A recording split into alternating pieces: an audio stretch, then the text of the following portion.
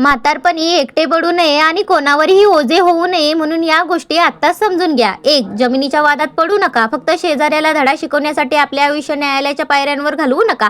खटला संपण्यापूर्वीच तुम्ही कदाचित जगातून गेलेले असाल आणि जरी तुम्ही लढून जमीन जिंकली तरी तिथे तुम्ही नाही तर वकील स्थायिक होतील. 2. जुनी वाहने ओझे बनू शकतात. 5 लाखांचा फायदा होत आहे असे समजून जुनी वाहने घरी आणू नका. जर गाडी रस्त्यापेक्षा गॅरेजमध्ये जास्त वेळ घालवत असेल तर हृदयविकाराचा झटका गाडीला नाही तर तुम्हाला येईल. 3. आपली मालमत्ता हस्तांतरित करण्याची घाई करू नका. आज जरी मुले देवासारखी वाटत असली तरी एकदा तुम्ही तुमच्या मालमत्तेचा प्रत्येक पैसा त्यांच्या नावावर केलात की त्याच घरात तुम्ही एक नको असलेली वस्तू बनू शकता. मुले वाईट नसतात पण जग क्रूर आहे. शेवटच्या श्वासापर्यंत काहीतरी स्वतःच्या नावावर ठेवा. 4. तुमची शेवटची बचत सुरक्षित ठेवा. 30 वर्ष कमावलेले पेन्शनचे पैसे मुलाच्या व्यवसायासाठी देऊ नका. शेवटी औषधे खरेदी करण्यासाठी तुम्हाला त्याच मुलांसमोर हात पसरावे लागतील.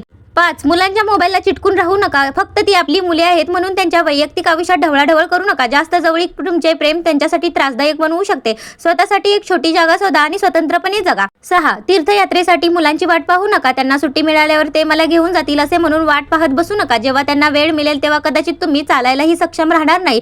जोपर्यंत तुमच्यात शक्ती आहे तोपर्यंत तुम्हाला आवडणाऱ्या ठिकाणी जा, अगदी एकटे का असेना. 7. आज जे खावेसे वाटते ते खा. तुमच्या जोडीदाराला आजच त्याच्या आवडीची वस्तू घेऊन द्या. एखाद्या अन्नाच्या ताटासोबत शेवपेटीजवळ रडत त्यांना हे खूप आवडायचे असे म्हणणे म्हणजे निव्वळ ढोंग आहे. 8. स्वतःसाठी विश्रांतीची सोय करा. मरणाच्या दिवसापर्यंत कामाचा डोंगर रचू नका. जर तुम्ही सकाळपासून रात्रीपर्यंत धावत राहिलात तर शेवटी तुम्ही काहीही जिंकलेले नसाल. तुमच्या शरीराला आवश्यक असलेली विश्रांती घ्या. 9. झोपेसारखे दुसरे औषध नाही. अनावश्यक निद्रानाश कमी करा आणि शांतपणे झोपा. जेव्हा तुम्ही आजारी पडाल तेव्हा कोणीही तुमचे दुःख वाटून घेणार नाही. ते तुम्हाला एकट्यालाच अनुभवावे लागेल. 10. तुम्ही एकटे आला आहात हे कधीही विसरू नका. तुमच्यासाठी कोणीतरी काहीतरी करेल या अपेक्षा कमी करायला शिका. एक दिवस तुमची सावली सुद्धा तुम्हाला सोडून जाईल. मृत्यू सुद्धा एकाकी असतो म्हणून आनंदाने एकटे राहायला शिका.